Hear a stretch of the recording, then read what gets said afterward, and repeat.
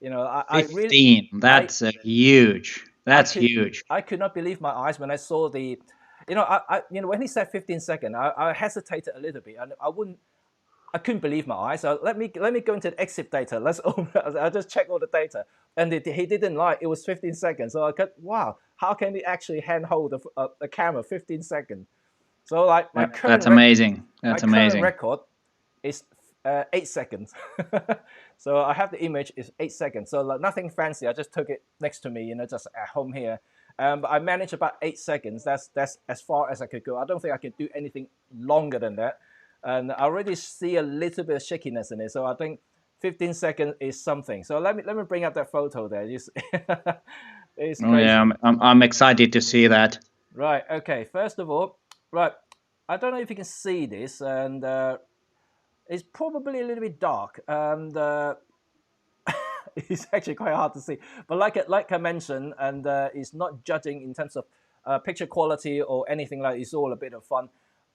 I'm not entirely sure whether you can see the trees and the lower bit of the photo, and that they are sharp. And from my screen, if I blow it up to pixel level, you can actually see the stars, and they are all sharp as well. So he didn't lie. So obviously, it's quite hard to tell from this screen at the moment. And but yes, 15 seconds. He managed 15 seconds. But let's take another photo that I received by the same person, Trevor, and he did another 10-second shot. That this time in front of his computer, looking at me talking on the screen, and he managed to do that in 10 seconds. And so he's definitely has some stable hand there. You know, he's, you know, I don't know about you guys, man. And how can you do such a long exposures without any sort of movement? I was holding my breath when I was doing my 8-second shot. You know, but I even find that difficult. What's the trick on doing long exposure shot, Peter? Sorry? What's your tips on doing a handheld long exposure shot?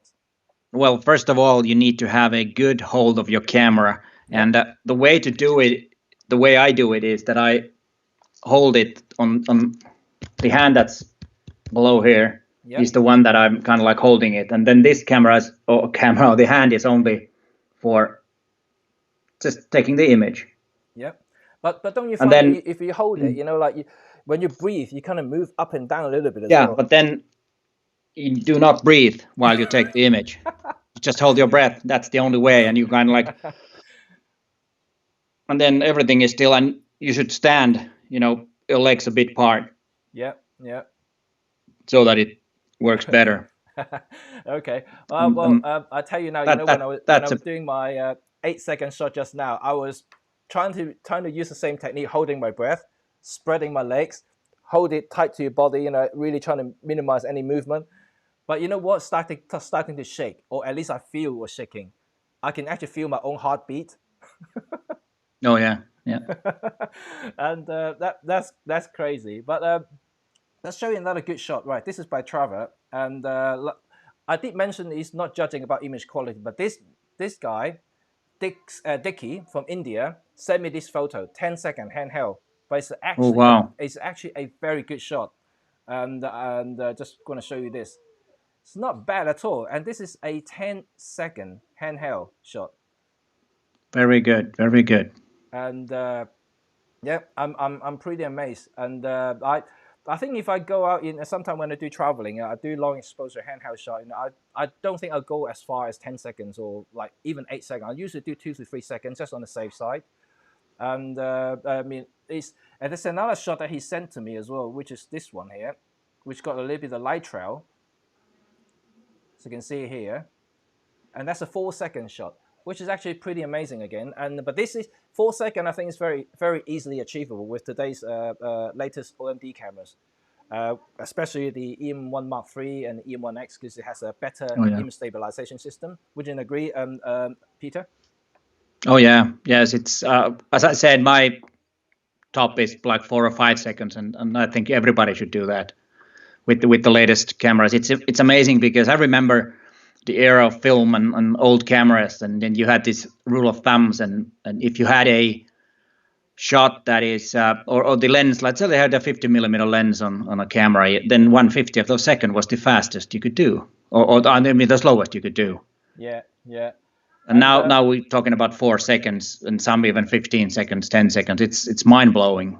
It's amazing, and what it makes it easier. No tripod. We don't need it. Yeah, absolutely. I think talking about tripod, and when I used to shoot wedding, for instance, I still remember the old days when I had to take my, like when you do weddings, a lot of the time when you do the close-ups of the wedding ring itself, as a detail shot.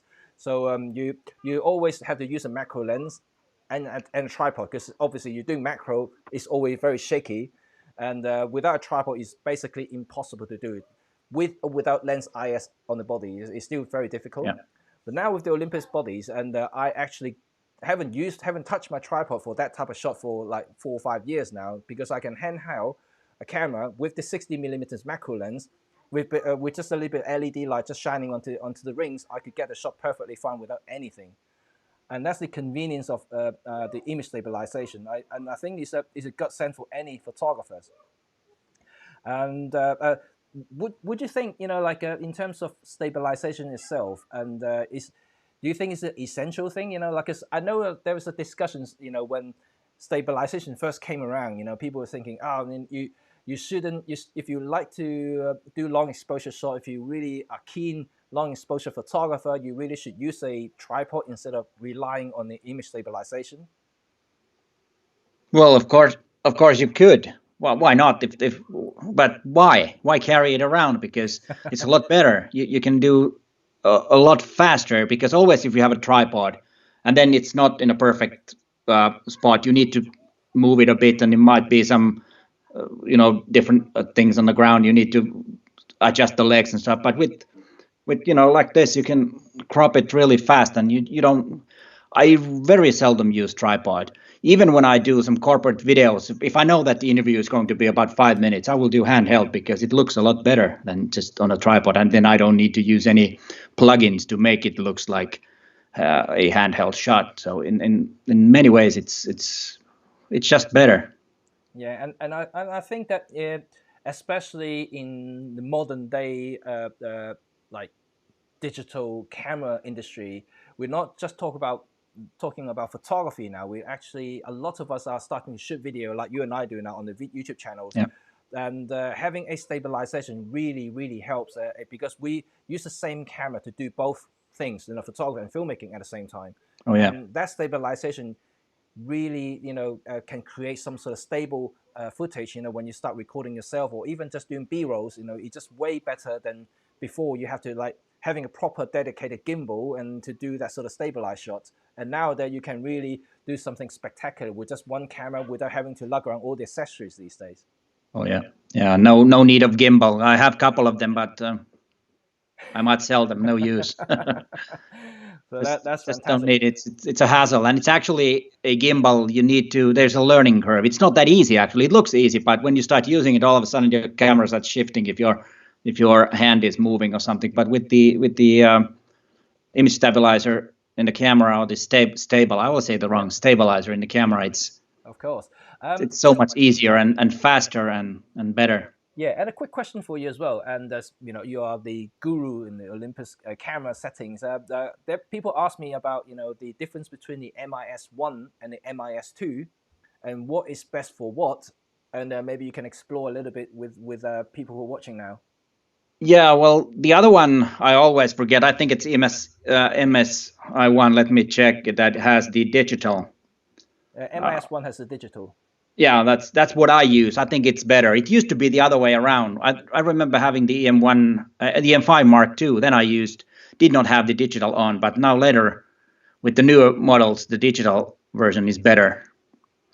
It will crop the image a bit. So if you on a tripod, then turn it off, you will have a wider angle of view. Yeah, but sure. I think it looks better when you have the digital. Without the digital, the corners might start wobbling a bit. So, yes. but like I always say, try what works for you. But I like to use the digital version.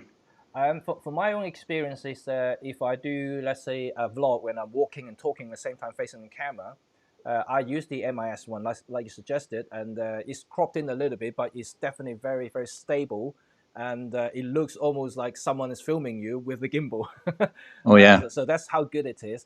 But I'll use MIS2 if I have to film someone basically stationed, I'm not moving around. I'm just basically holding it straight. Oh, I Then see. I use MIS2 because all it needs to do is just to avoid a little bit of shakiness from the body instead of having to counter the other axis, the rotation axis. That's when the MIS1 I think really works in handy for the Yeah. digital stabilization.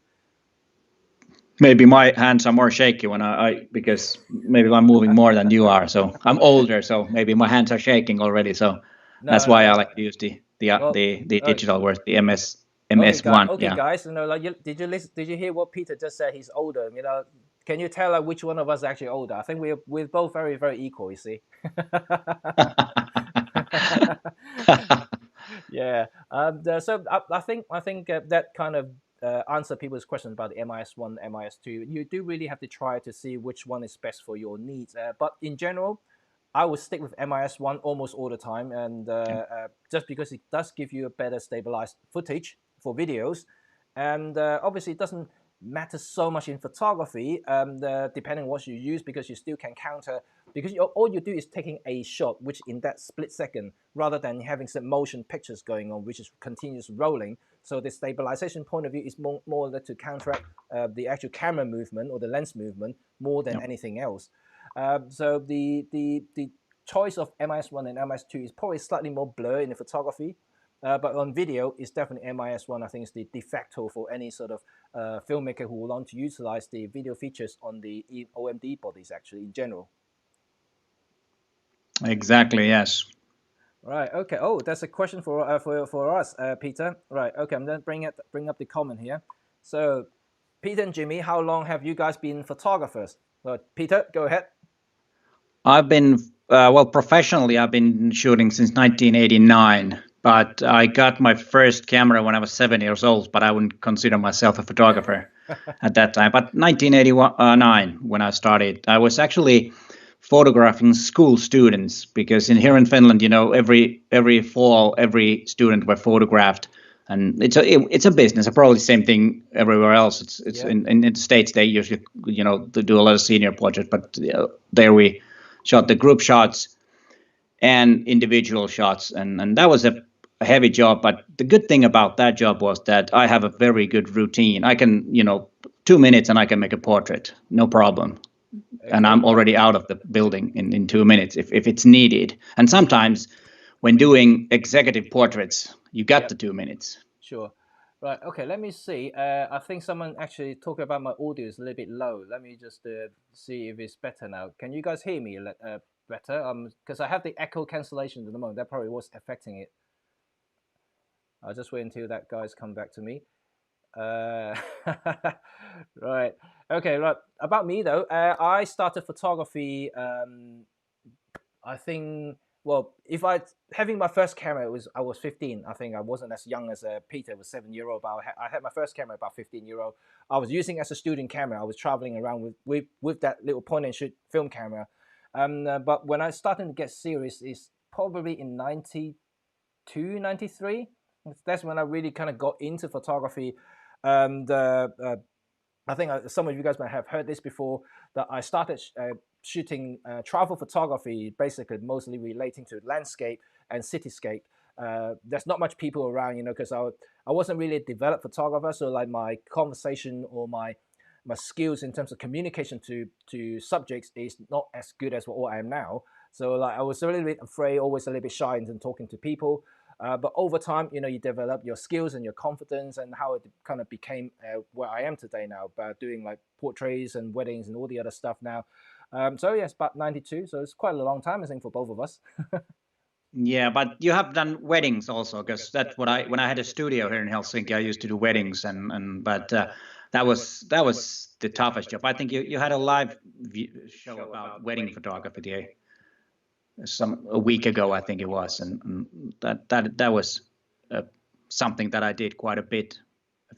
I Okay, think well, for a 5 year period.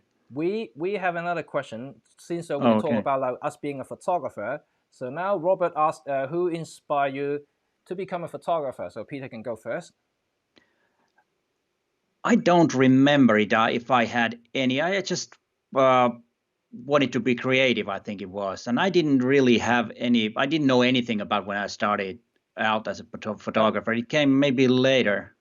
Yeah, but let me ask you though, Peter. That's something I want to know as well. So before you became a photographer, were you actually working like as a different profession altogether, and then somehow you found photography and you want to become a photographer as a profession?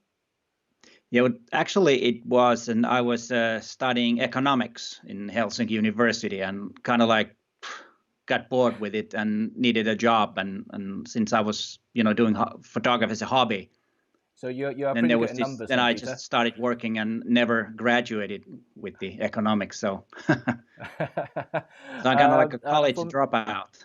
yeah, for me, I actually study engineering at university, and I did work as an engineer consultant in the city of London for about 7 years, and then I continued to become a consultant for further 4 years before I finally dropped the pen and pencil and calculator, and become a photographer myself. So yeah, I was something before, and then now I'm a full time profession in filmmaking and photography. But what inspired me, I'm yeah, it's quite a weird thing. I don't know what inspired me as a photographer to become a photographer. I guess it's more like when I see nice pictures and nice work from other photographer at the time. I love photo books, and I think that's probably one of the things that got me into it. And I keep buying these photo books and magazines. I'm flipping through these photos and see oh, how can they create this sort of thing, And I had a camera, so I started to try it out. And so it wasn't a particular person that got like inspire me, but I did find the inspiration came later on when I like know more about photography, starting to learn a lot more about past masters, all the old photographer master, from the past, like Henri Cartier-Bresson, the street photographer, and all the other famous photographer out there, and starting to learn more about them and trying to got me into where I am today as well. I think that might be what it is in terms of inspiration wise, but what pushed me over the cliff and become a photographer, I think is kind of like a natural thing, more like curiosity, I think. And some comment about being a photographer. I think it's a lifestyle, because sometimes I feel a bit shamed that I don't feel that I'm working when I'm making images, because I love it so much. And it's, of course, it's hard work. I'm not saying that, but it's so much fun. And I think of course, if I had stayed, I was working in a bank and studying economics, I'm most likely would be or have much more money. But that's not the thing. But the thing is that I can do the thing that I love as a profession, and that is maybe the biggest thing that you can have. That's what I think. Right. Okay. Well, I've got a couple of more questions here. Oh, now Trevor is here. Trevor is the guy who took the 15-second shot. All right, cool. Right. So when trying to stabilize your camera, don't be too tense. And imaging carrying a full cup of tea. All right. Imagine. All right. Imagine holding a cup of tea. Walk relax and it won't spill. Try too hard, it will spill. Good point. I still Yeah. try, but I can still feel my heartbeat. Yeah, it's the famous ninja walk when you go with your camera, like. Yeah, okay. But yeah, Trevor, amazing. I don't know how you can do that 15-second shot. I tried for 8 seconds and I still couldn't manage to do anything. And I was trying to show you the image in a minute. But I got a question here from Edward. Interesting question though. Does using a different brand lens on an Olympus camera affect the picture quality? Well, it depends on the lens, of course. If it's a good quality lens, not that much. But there's one thing that because the Olympus cameras, they correct some of the flaws that Olympus lenses might have. They're good lenses, but they correct all that stuff in camera, and that might not be the case with other brand lenses. So there might be a difference with that, but then you can do that if you have some chromatic aberration or stuff like that. You can correct that in post. So most likely there won't be any big differences. And I use some vintage lenses that are just fine. They look a bit different, but they are really fun. Yep. Well, from my perspective, and yeah, Peter's absolutely correct. If you're using a native Olympus digital lens, as long as it's got digital contact, and then Yeah, the Olympus, exactly. Yeah. yeah, the Olympus camera would automatically correct the lens, let's say distortion and fringing on JPEG. But if you shoot RAW, and that of course, you can do everything manually if you wish. But if you're using like an old manual lens or any other brand lens via an adapter, or using Panasonic lens, that may not happen. So you have to do all those corrections yourself in post-production in Lightroom, Photoshop, or whatever program that you so happen to use. And so this is something you have to make sure. But what Peter said is absolutely correct. There is good lenses. There are also bad lenses. So if you have a really fantastic, really good lens, I don't think the quality would degrade in any way, because it's just like sensor is almost like the negative. In the old days when you're using a film camera, you can slap on any lenses, it was still producing very sharp photo. And the only thing that changes is when you switch the film, to a different film, maybe a higher speed film, which is grainier, coarser. Then that's when you see the degradation of the image quality, because the grain is bigger and coarser. That's somehow affecting the sharpness. And I think that's probably answer your question. So in terms of sensor now, because the sensor is now almost the same in all Olympus bodies, they're stationary, they don't change. The only thing that changes is the lenses. So if you got a good lens, you get good image quality regardless. If you got a bad one, of course you get a bad image quality. So let's see if we get another picture here. Thank you, Tong. Tong is one of my old friends. That's good. But okay, it seems that everyone is hearing us loud and clear. That's good. So Dominic actually answered back. Let me just get it up here. So my dad inspired me to become a photographer since I only have 3 pictures of me as a kid. So I started to take pictures of my kids. Oh, okay, that's quite That's quite sweet. I think that's nice. That's a good one. That's a good motivation to start photography. I like that. Thumbs for that. I think that we are kind of lucky. We're fortunate that now we have digital cameras. Imagine, my parents never had the luxury of almost continuously snapping, like from morning to evening. Now, like when you have a newborn, we have a baby nowadays. You'll be using your phone, your cameras.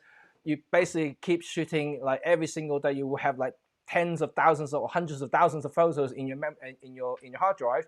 That wouldn't happen. Like I would say even 30 years ago, that wouldn't happen. Oh no.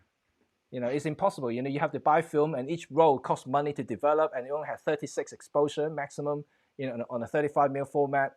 And if you're shooting 120, it's only like 12 exposures in most cases. And so they are extremely expensive and precious.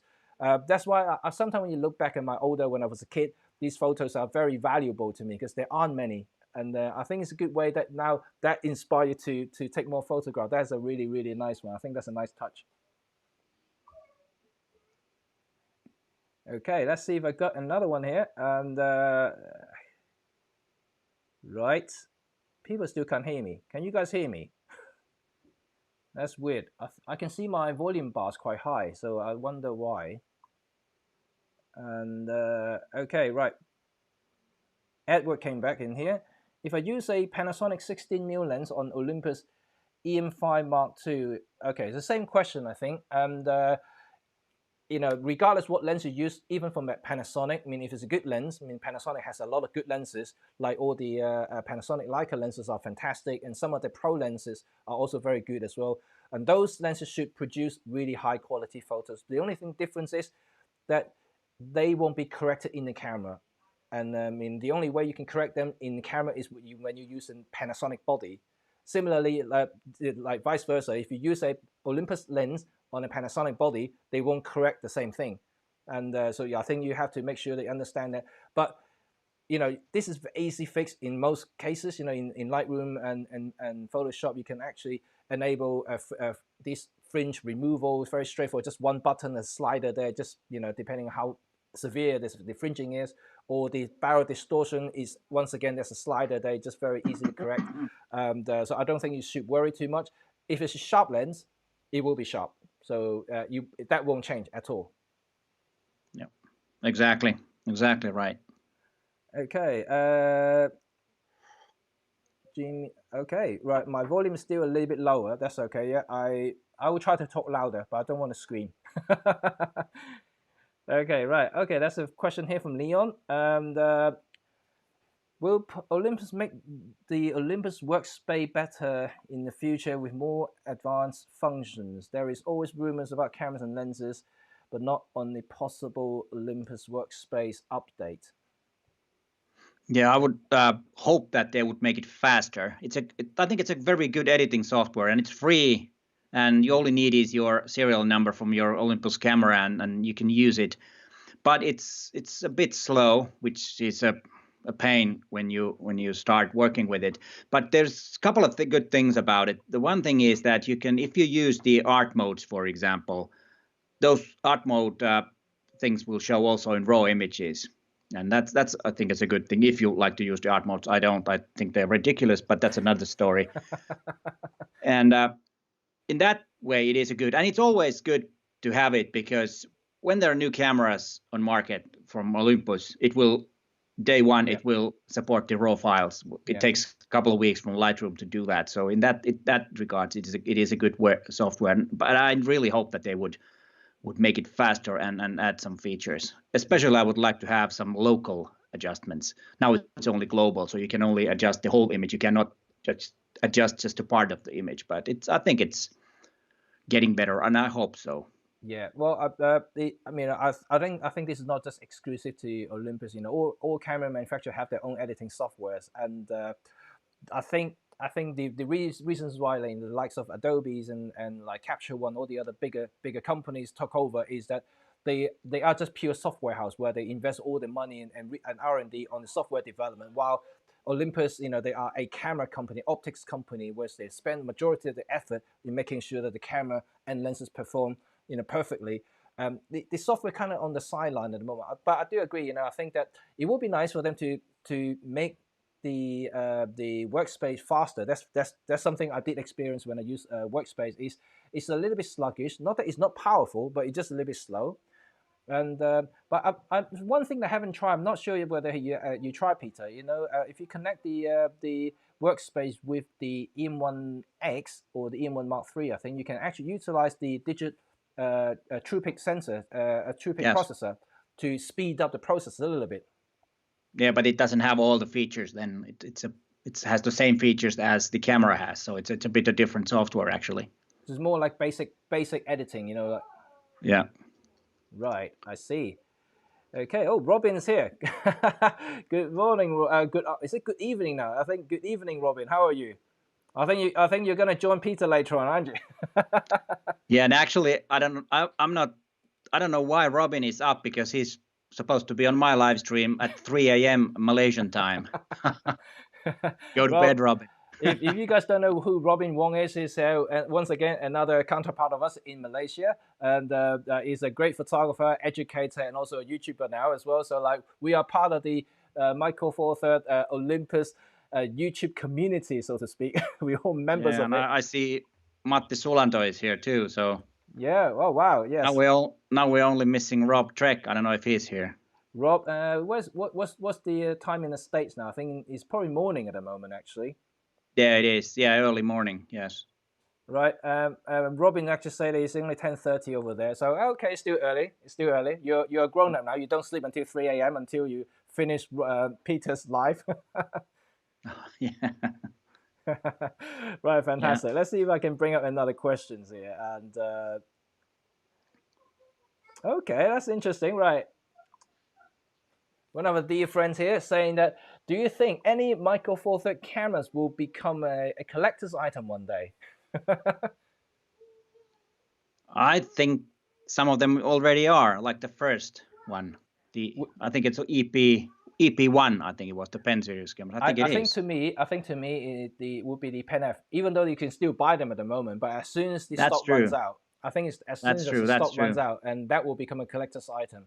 And that's true. And to be frank, I think the Pen F is one of a kind.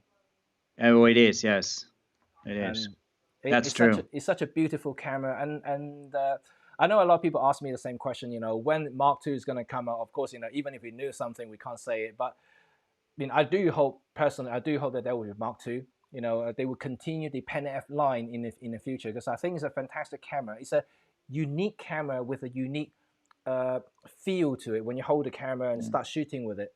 Oh yeah, it is. And the only thing it needs is if they had the same autofocus as the EM1 Mark III, to PenF. That would be fantastic. Yeah, I mean, well, the thing is, I think just a general talk outside is not in the book, is unofficial. But you know, now you have the EM5 Mark III. You know, basically almost the same body size to the PenF.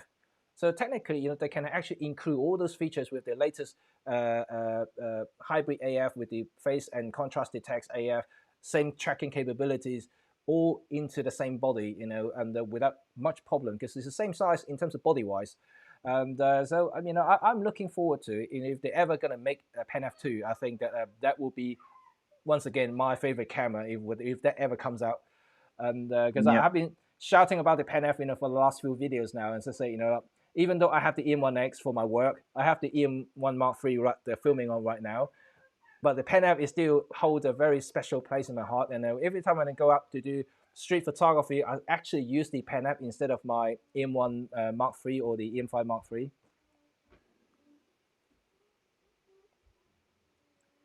Let's see. Okay. Sulan Tom Block. Okay. Okay. We got a lot of people from the States. Hey, that's good. It's morning time over there. That's good. Right. Okay. I'm gonna scrolling through the. Okay. Oh, that's someone tracking here. I started photography with a 35mm film camera when I was 15. When kids did not own the 35mm cameras, I started to attract girls and had a conversation. That's a Brilliant. good one. That's a I good can take one. better photo. Oh yeah. That's good. That is good. I never knew they can actually use that to, you know, to start a conversation with girls. I never knew that. I Right. wish I was young again and knew this advice. Yes, absolutely. Yes. Take. Okay. Now, all of you guys now, did you hear that question? Now, get a nice looking camera and start attracting people. Yeah. Okay, wow, so many people. That's great. Okay, I vote for Pen F2. I like the rangefinder design for street and the yep, yeah. I think we all share the same passion there. You know, I do. Yeah, I think that's one of the reasons because I used to shoot with rangefinder film cameras and I used to shoot with Leica film cameras. And back in the early days when I started with photography, learning about photography, I got really cheap. Well, back then the rangefinder was cheap because people were shifting to digital. And nowadays, you know, things kind of gone back a little bit now. Film cameras going, you know, gone up the roof, gone through the roof for some reasons. But yeah, I definitely prefer the rangefinder style cameras. Okay, right. Okay, that's an interesting question. What utilities do you use to manage your pictures, and what would your advice to manage thousands of them from the beginning? Well, I would use Lightroom because it has the what do you call the database when you import the images. You can set the keywords, you can set all kinds of things when you import the images. Because I remember before the time of Lightroom, it was a mess because you had to do it separately.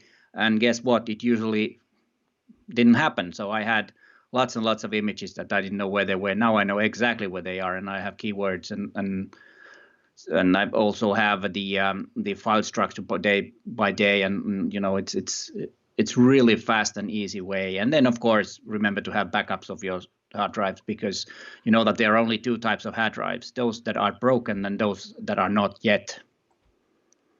Right. Yep. Same thing. I used Lightroom, but before Lightroom, I was using the Apple Aperture because I've always been a Mac user. So that was kind of my software to do. But any sort of I would say raw photo management software is actually very good to manage that huge database of yours, and also because you can also use like having these what they call the keywordings, colorings, and also all the rating stuff, so you can actually easy to filter out the system, filter out the photo that you want by having ratings and keywords and stuff like that. So I think to manage a huge library is always better using a raw photo management software like Lightroom. Although like a lot of these software now becoming an editor themselves because they are gaining more power from the developers, and there's a fine line being drawn now. You know, is Photoshop better or Lightroom better? And it's hard to say. You know, because for most photographers, I think Lightroom is more than sufficient. But if you want to do like heavy manipulations and starting to do a lot of fancy stuff, then Photoshop will be the only way to do. But I think Yep, having a database is good, and Lightroom and all sorts other similar software will be very, very good for that. So, okay. Right. Okay. I'm going to bring this question up, and I'm not sure if you guys seen this. Obviously, it's popping on the side of the screen. It's not rude. I think it's worth exploring. Is it okay? Why do less people buy Olympus camera? I don't think it's actually true. It's actually depending on where you are, and Olympus are actually very popular in Asia. And if you look at the sales figures, and also like the from camera manufacturers, you will actually find Olympus is placing always consistently in third and fourth place overall. That means that they're actually overselling Panasonic, Sony, and all the others. So like it really depending on where you are. I know in America, Sony and Canon, Nikon, these are big boys, so they're over there. But it's just regional, I guess. It's depending on where they are, where they prefer, what type of camera it is. Because in Asia, I guess they like things small, so like which suits the overall markets of micro four thread system, because they like things small. They don't want to lug around big things. And while across the pond in America, just like that, you guys always drive the big V8 and V10 cars, and while we're here driving diesels, and it's a very different strategy here. And it's a preference. I guess it's always a preference. And so I don't think people buy less. It just depends on where you are, and also your personal preference at the end of the day. Like myself, I switch over from full frame camera to micro four thread for the very same reasons. I just like to have a smaller system, and it still perform the same whatever I need them to do. So that's probably why. Okay, Vicky. Vicky, I think Peter, this is for you. All right. Helsinki Mafia. Oh yeah. Helsinki Mafia with me and Maddie. Yes. Fantastic. Right. Okay. Yep. On the first chart. Okay. Cool. Right. Let's see it. If I give a hint, there's a very good question by Matti Sulanto about some batteries. Well, this one here. Can I answer that? Yes. Go on. Well, since Matti brought that up, I have actually twice. I've forgotten my batteries at home when I went on a photo shoot. One was a video shoot involving quite a lot of people, and it was pretty embarrassing setting everything up and then telling that, sorry, no batteries in camera. And the second time was when we used to have a YouTube channel with Matti together in Finnish, and we went to Tallinn to cover the I think it was the World Press Photo exhibition I think it was Balti Jaam in Estonia, Tallinn. And I was the one that was supposed to, film the whole thing, and Maddie was the one who interviewed. So we had to switch the roles because I forgot the batteries at home. So I think that's what he's referring to. Right. Okay, Yeah. There's some stories behind it. Oh yeah. So have you ever left any batteries or any crucial stuff at home when you're on a gig? Well, I've never left battery, but I left memory cards. I actually went out a whole bag of cameras and lenses, everything. I got everything prepared, but I did not bring my memory card pouch. So I have no memory card in my cameras. And the only thing I could do, I had to quickly find a shop which sells memory card, and like any memory cards, I just have to use something to record the event. So that's the only thing I left at home sometimes. And I don't know why. That wouldn't be great if the cameras had internal memories. Let's say 32 gigs. I think some cameras do. I think Leica digital cameras, at least the consumer level cameras, they have a built-in like 8 or 16 gig memory inside, so you can still take photo without memory cards. Yeah, I think that would be actually pretty good. It would be good, and but now, you know what happened these days, because I use the EM1 X or the EM1 Mark III to do commercial shoots. So because it's got dual card slot, so the second slot is always filled. I never take that card out. Oh yeah. And then so like that's what a lot of people do. They store the card there, so they never lose it. Yeah, lose never it take or it out. At least you know there's still one memory card in the camera, so it's always there if you needed it. So yes, that's what I do. Okay, let's see if there's anything else. And okay. Right, that's a good one. And I was at an event in High Photo, was lugging around heavy 70 to 200. he shot with my Olympus EM1 in 75. He said it was going to buy some serious considering changing system. Well, that's the exact same feeling that I had, because I as a wedding guy, I used to shoot big lenses. The 70 to 200 is almost like a must-have lens for any professional photographer, and especially the 2.8 version is 1.3 kilo just on the lens itself, and it was massive. The body will be another kilo or so. So like you talk about 2.3, 2.5 kilo at any one time when you're holding that setup. It's really extremely tiring if you hold it for a long time. And that's why when I tried the EM1 Mark II, when it first launched with the 40 to 150 2.8, the entire kit was half the weight, easy. And for me, it's almost feel like feather because I've been so used to the bigger lenses and setup. And that's probably one of the reasons why I switched almost immediately without thinking too much. And comparing shot by shot, I think that I could achieve basically the same shot with the Olympus system without losing much quality. I'm actually talking about I'm shooting with the Canon 5D series, which is a professional full frame camera at the time, and I'm using the Air lens. It's actually a professional zoom lens as well. It's not something that I'm talking about cheap stuff. And so I'm comparing like for like, and I'm still achieving what I need to achieve with the EM1 Mark II. So I think it's a very good, wise choice. So people have to try to believe it. I mean, there's no point for me talking about it or trying to hard sell you how good Olympus is. Like I mentioned many times now, there's no point listening to me, or you don't even need to believe me. You just have to go down to the camera store, pick up the camera and just try it yourself. Take a memory card, take a few shots, go back home, enlarge it on your screen, just check for yourself how sharp or how good the quality really is, and then you can decide for yourself whether it's a good system or not. Oh yeah. Okay, and let's see if there's anything else here.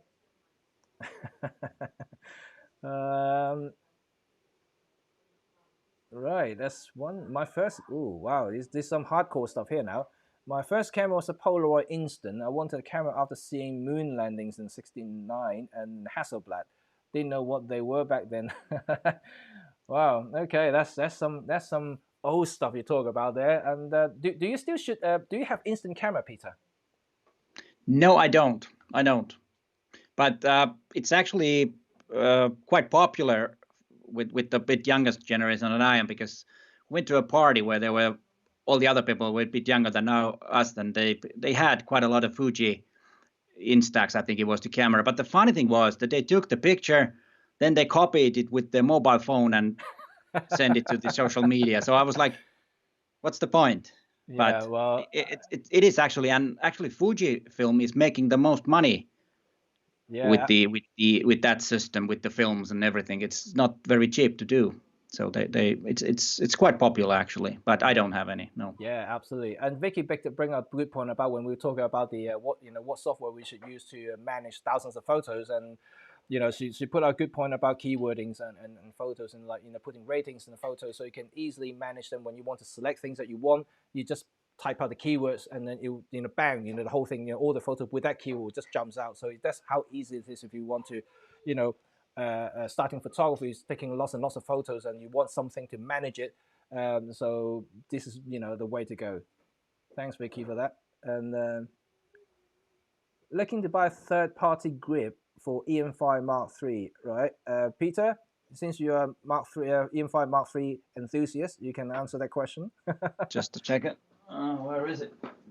It's right here. I have the grip, which I never forget what the grip is. It is the, doesn't say, ECG5 is the grip. I like this one. This is really good, and it makes the camera. Can you see? I don't know if you can see it. It makes it a lot easier to hold. It doesn't have any batteries or any just a grip. So it doesn't have any electricity, so you cannot put a battery grip here, but it makes it better in my hand at least. Right. That is really cool. That looks like a very nice looking grip. Yeah, it is easy. I'll write it to the chat. Okay. Right. Trevor asked this. This is probably to answer my what I was saying about I leave one memory card in the camera. Do I shoot to one slot? On the EM1 series camera, like the Mark II, Mark III, and the EM1X, you can actually set the what to do with the dual cards. You can have basically direct copy or direct backup, so you have two identical photos being stored at the same time, or you can have one RAW and one JPEG, or you can have basic continuous memory. So with one card filled, you can continue shooting to the second card, and so there's so many things you can play with it. So my normal setting is I shoot RAW on card slot 1 and JPEG on card slot 2, because I mean, I haven't experienced any problem with the Olympus camera, but so I keep the RAW and card slot 1 for, so when I get home, I can take out card slot 1. That's the RAW photo I need to process, and then I would leave the JPEG card in there. So JPEG is more like if something does happen to my card slot 1, let's say the memory card failed or cracked or something happened to it, I still got the JPEG to process. I mean, it's not ideal, but I still have it. And but I just leave it in them. Every time I go to a new shoot, I just reformat the card slot, and then and I have a fresh card again. So if I do forget the memory card, I would just reuse that card as card slot 1. I just swap over to the card slot 1 and just continue shooting RAW. So hopefully that answered that question. And right. Okay, we got a new photographer. We're a new photographer here. Hi, gents. I'm new to photography and recently bought the EM10 Mark III with the 14-42 kit lens. Any quarantine-friendly project you can suggest? And already, I also really appreciate the video you both put out. Thank you. Thank you for supporting both of us. And of course, we got Robin here as well, and he also produced fantastic content. And so that we all, Olympus Micro Four Thirds guys, and we're happy to help you out. So any friendly project, Peter, you think you can suggest? I would start experimenting with macro, because you have the kit lens, and actually it's not a macro lens, but you can do really good close-ups with that. It's only 20 centimeters measured from the body, that you can get really close with it. And just regular household items, forks, knives, tableware, food, whatever you can find from home, and start experimenting and looking how they look in different light, and that can make a really good project and something fun. And then also what you could do, it depends on where you live, but photograph your window or the scene that you see out of your window from your house, and see how it changes different time, light and different weather. I don't know where you're from, but like at least here in Finland, we might have the whole 4 seasons in an hour. So might snow and be summer at the same time. So that could be something that you could do and make a nice photo series. Robin and Peter has put out some videos about product photography at home. Was a couple of weeks ago. You can check out those ideas as well, which is actually quite cool. Yeah, then you can do some light painting. Check out what live composite is, and play some with your torch, and even you can even use your phone's what do you call the LED light that flash at the back of the now, camera. and and play around with that, and just, if you don't know what live composite is, just make a search in YouTube, and you'll learn. That's a lot of fun to do. Yep. And if you're into a little bit of filming as well, you can join me live tonight, and with Olympus UK. So I'm doing a live session with them on Facebook. So you can go to facebook.com/Olympus UK, and you can go to their Olympus official Facebook page, and you can join the live there. We'll be there 8 p.m. tonight for half an hour. So I'll be demonstrating how to do a simple setup to do some home videoing. So hopefully you can enjoy that as well. So there's some ideas. So because now EM10 can do both, do really good in both photography and video as well. So you can check out both features, and which are quite nice to do. Right. Okay. Let's see. I've got something else here. Right. Edward loves the system, of course. Okay, go grab a coffee. Bye. Okay, Vicky just going back to go and get a coffee now. So, all right. Okay, see you later. Okay. Let me see if they're back in the day. So if I'm able to forget property. Interesting. Right. Okay. Yeah, I mean, it's always difficult, when you talk about, being a Japanese brand and they have to export it to other country. There's all in the UK. I'm not sure about Peter where you are. In the UK, camera equipment is actually generally quite expensive because we have 20% VAT plus the import duties and everything. So if we buy cameras in the UK, are actually compared to, let's say, if I buy in Hong Kong or Japan, is quite a bit more. Obviously you have to factor in exchange rate as well, but in general, UKs are quite expensive, and so it's quite hard to say which country is cheaper or or more expensive. I guess you just have to, based on what your earning and your income, and also your where you are, you just base on that figures and see whether it's actually expensive stuff or not. But I think in general, photography is definitely getting expensive. That's for sure. I think that you can only see the price going up, and not ever going down. Yeah, the prices hasn't actually gone down in recent years. I think the camera equipment is more expensive than it used to be 5 years ago. That's how I feel, anyways. Yeah. And Yeah, let's just see what then we got. Oh, we got one here. Eric is asking some really cool questions. Yeah, what's your opinion on having a dedicated portrait lens or a zoom lens? Ooh, interesting. yeah, some really like to have a zoom as a portrait lens, so they can just crop slightly with zooming. But I prefer a small, dedicated portrait lens around with micro four thirds around 45 millimeters. Or then of course the 75 millimeter is a great lens too to use. It's a bit long for me because then you have a greater distance to your model. I like to be a bit closer so that you have a connection with the model, because that's the most important thing. If you click with the model, then your pictures will be good. It doesn't matter what the lens is. But I would go with something like 45, and there are two great options from Olympus, either the 45 1.8 or then the Pro version. It's both are really great for portraits. Yeah. And to answer you, Eric, because I personally do have all those lenses that you mentioned there, apart from the 50 to 140, and the um, the 35 to 100. I presume that you're actually saying that it's a Panasonic, not the Olympus Zuiko 4-third lens.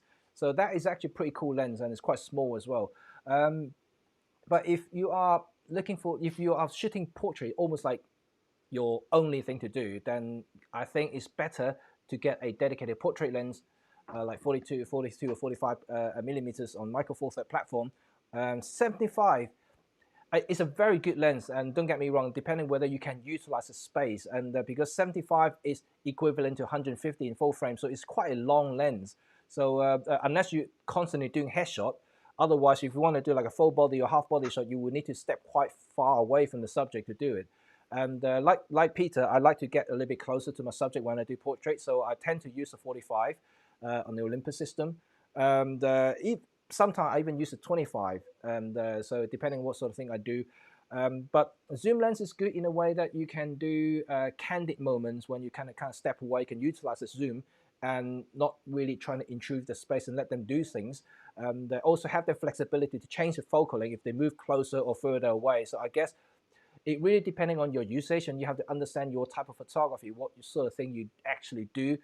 Then you decide what lens is actually best suited for you. Because don't forget, prime lens is fixed, so you cannot change. The only way changes is when you move in and out yourself, and not the lens. There's one comment on that. Using a prime lens is because I don't know why, but we tend to be a bit too fast when we are shooting with digital, and with the zoom lens you might be too fast. But if you have a prime lens and you need to, let's say that you have a headshot that then you want to take a wider shot, you need to have a break to go back. So it makes the whole situation more relaxed when you're not in a hurry, and that's why prime lens might be a good choice. But that's my opinion. But I know that a lot of people are using zooms because it's more convenient and faster. And also Sometimes maybe fast is lower good. light event photography. When you're low light, obviously having a faster aperture, like even in the premium lens, not the pro lens in Olympus, there's still 1.8, which is still like at least a stop and a half faster than 2.8 lens. So you got a flexibility in shooting a lower light situation using low ISO and better or faster shutter speed, which helps in low light photography a lot. So if you do get the 1.2E, that's even better because you can really shoot in the dark. Okay, and let's see. So let's talk about price. Right, just a fun conversation here. Might as well talk about it. And do you think it will change the price? There will be some effect, I guess, but only temporarily. I'm not entirely sure they would change it to an extent that because like camera gear prices is not like petrol prices when they go up and down like seasonal thing, or if they do bump up the price for because of whatever happened, I doubt that they're going to bring it back down in terms of list RRP, like recommended retail price. Street price obviously is slightly different. But if they do decide to do it, and then I don't think that is actually impact or affected by the coronavirus. It's more like to do with the market situations, the cost incur for R&D or the future development of the platforms, whatever they need to think about as a company more than anything else. Yeah. And right.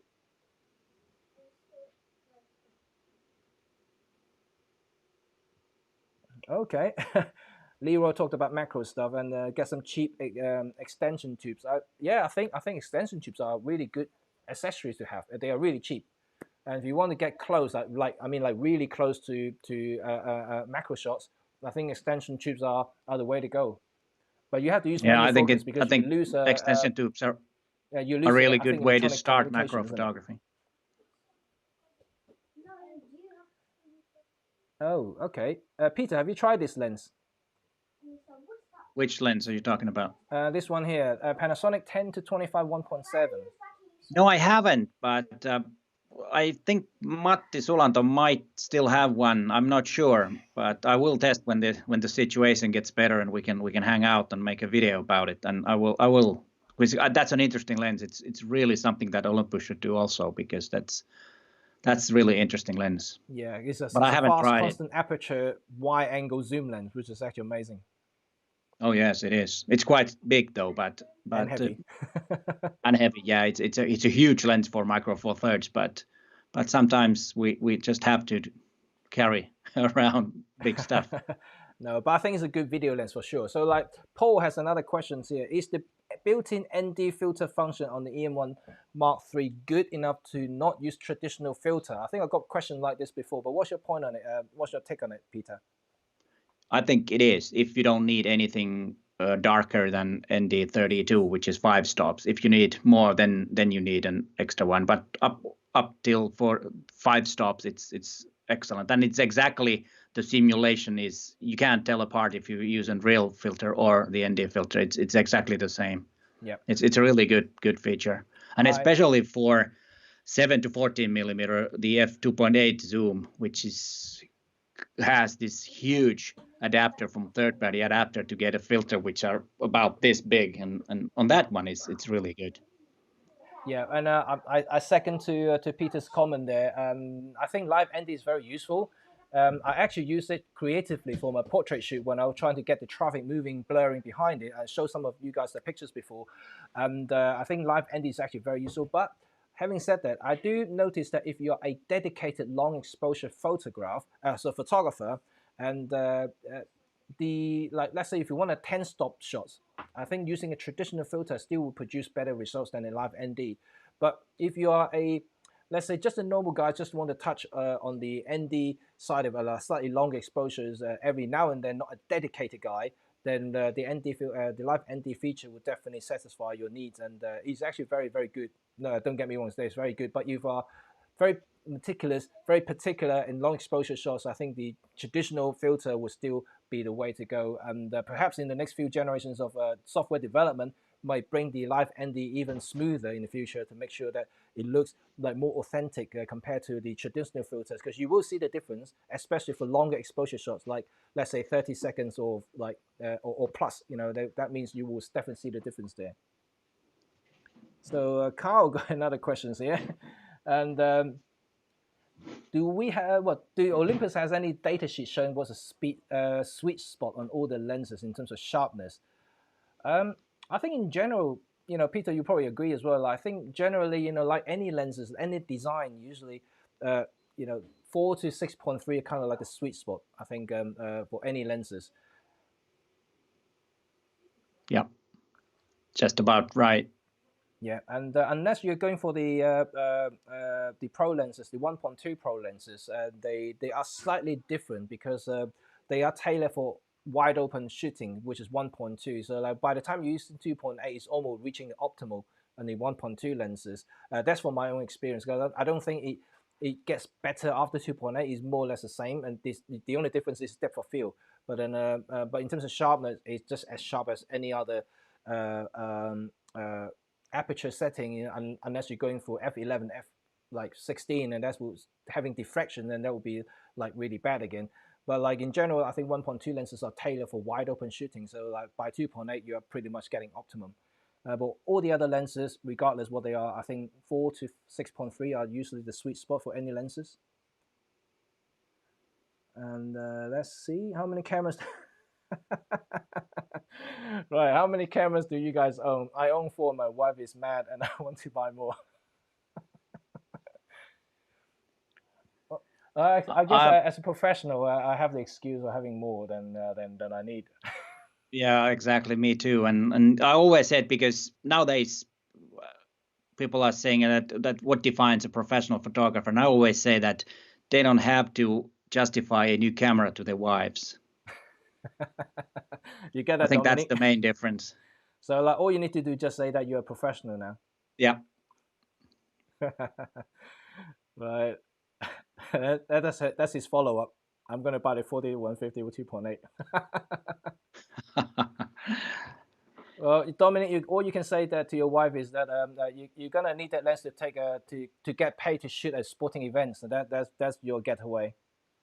And then there is also one good tip, that if you get something new, put it in your closet for a month and then take it out. And then if your wife asks if that's a new lens, I said, no, I have it. I have had it for quite a while yet already. Right. Rick Bear has an interesting point about, you know, using third-party lens on the Olympus bodies or Panasonic bodies, depending on what sort of lenses he's talking about, and compatibility issues. I actually think if you're using a micro four third lens native, when I say native, it has the micro four third mount. I don't think that should be a problem.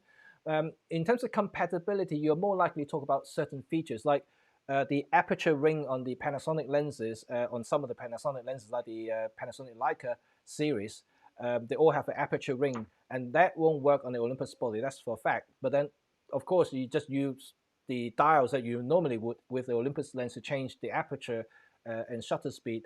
But in terms of Olympus lenses, I think the manual clutch will still work on the Panasonic body. That shouldn't actually have any problem. So I think it's only limited issues that I seem to be aware of, as far as I know, from using a lot of different lenses so far. So Yeah. you know, I don't think it should be a worry at all. And then also the image stabilizer Yes.